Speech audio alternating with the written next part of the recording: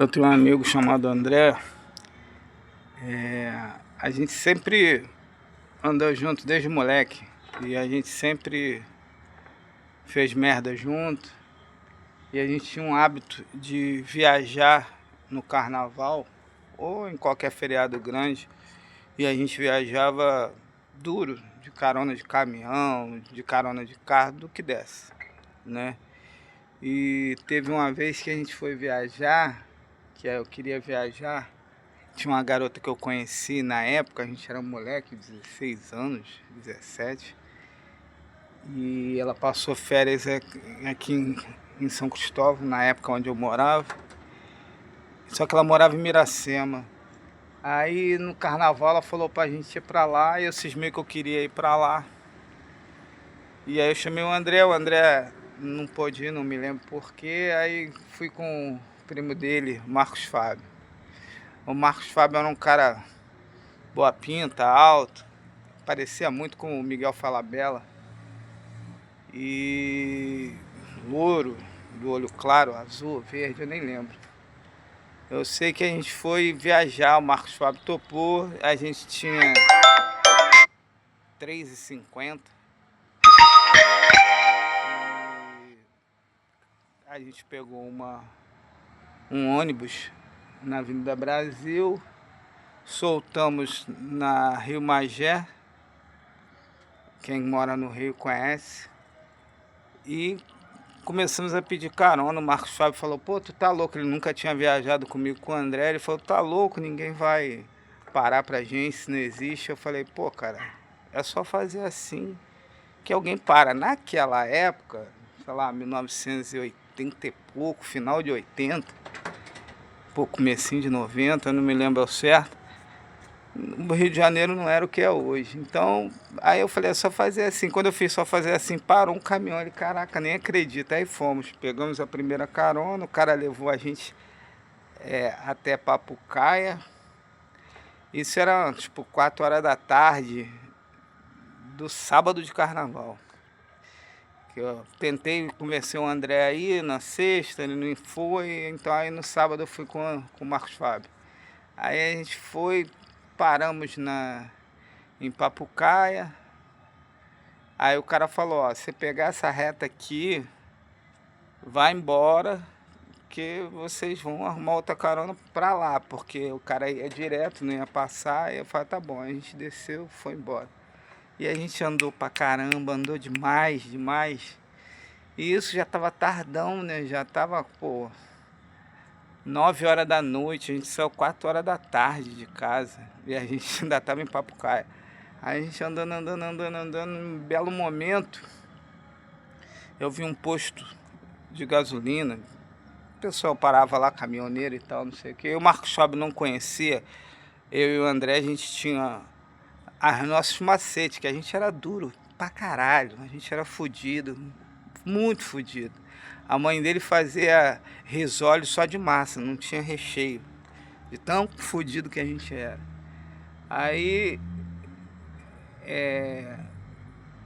o Marcos Fábio não conhecia as nossas táticas. A gente tinha várias.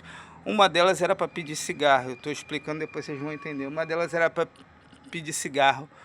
A gente chegava, falava: pô, chefe, me vende o cigarro aí, que se a gente pedisse as pessoas não davam. A gente falava: me vende o cigarro aí, metia a mão na carteira. Não tinha nada na carteira. A gente metia a mão na carteira, aí abria. Aí o cara: não, vou te vender não, toma aí. E dava o cigarro pra gente. Era uma das táticas que a gente tinha para comer na rua, beber, fumar. A gente tinha várias. Então fomos. Aí quando cheguei lá, vi aquele posto de conveniência, era 9 horas da noite, com uma fome horrível. E a gente não tinha dinheiro, nem eu, nem o Marcos Fábio. Aí eu falei: Marcos, olha só, tu não tá acostumado, então tu cala a boca, não fala nada, entendeu? Só fala aham, e cala a boca e deixa que eu falo. Ele: não, tá tranquilo. A gente vai sentar ali, a gente vai comer, vai jantar, porque eu tô cheio de fome. E, pô, mas a gente não tem dinheiro. Acabei de falar pra tu calar a boca. Cala a boca, deixa comigo. Aí fomos, sentamos lá, pedi um filé com fritas, contra filé com fritas. O Marcos pediu um também. uma Coca-Cola, aí a gente comeu pra caramba. Nesse meio tempo eu fui conversando com o cara, porque era 9 horas da noite, só tinha o cara lá atendendo lá e o posto vendia comida. Aí eu fui conversando com o cara perguntou de onde eu era, eu falei que eu era de Miracema, que eu estava numa obra em São Conrado e que a minha mulher tinha tido filho, estava no hospital e eu tinha que ir tirá-la do hospital. Mas como era carnaval, eu não consegui passagem, não consegui nada e vim na cara e na coragem. Isso para resumir, né? Claro. Aí eu fiquei, enquanto eu jantava, eu fiquei conversando com o cara e contando história triste, história triste, história triste, história triste. A minha cabeça aqui era assim, pô, eu não vou, eu vou tentar comover o cara, fazer ele ficar com pena da gente e não chamar a polícia, quando eu falar que a gente tá sem dinheiro, né? Aí, beleza, vou falar que a gente foi roubado, não sei, eu tava pensando, né? E tô comendo, pá, pá, pá. Quando acabou, chefe, a gente vai ter que seguir aí, porque tem um caminho longo pela frente. Eles, não, você tá certo aí. Eu meti a mão na carteira, mas a minha ideia era, pô, foi roubado, eu perdi o dinheiro, alguma coisa assim. Meti a mão na carteira, quando eu meti a mão na carteira, quanto é essa parada aí, chefe, pra gente poder seguir? Aí o cara falou, não, rapaz, pelo amor de Deus. Rapaz, eu sou evangélico, Deus que me livre, faz isso comigo não. Se eu cobrar de vocês, acho que Deus até me castiga. Você tá numa situação muito ruim, meu filho. Segue aí seu caminho, segue aí. Aí eu falei, caraca, mano. Aí eu falei, pô, obrigado. Foi uma cagada violentíssima que a gente deu, né?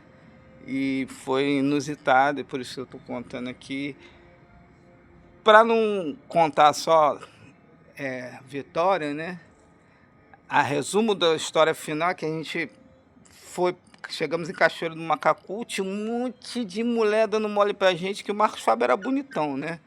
Então, a gente tava lá, a mulher foi em cima dele, aí tinha mulher pra ele, tinha mulher pra mim, e as mulheres pedindo pra gente ficar, e eu botei na minha cabeça que eu queria ir pra Miracema, né? Aí o Marcos Fábio, vamos ficar, vamos ficar, vamos ficar. Não, cara, vamos pra Miracema, vamos ficar, não, vamos pra Miracema. Eu falei, vamos fazer o seguinte, aquele caminhão que vem lá, se ele parar, a gente vai. Se ele não parar, a gente fica. Aí tá bom, vamos. Aí as meninas, ele não vai parar não, não sei o que. Aí entrei na frente do caminhão, dá uma carona aí. Aí o cara parou, eu falei, o cara parou, então vamos embora. Entramos no caminhão, aí teve mais uma meia dúzia de história que é para outro dia. O resumo da ópera é que a gente chegou em Miracema.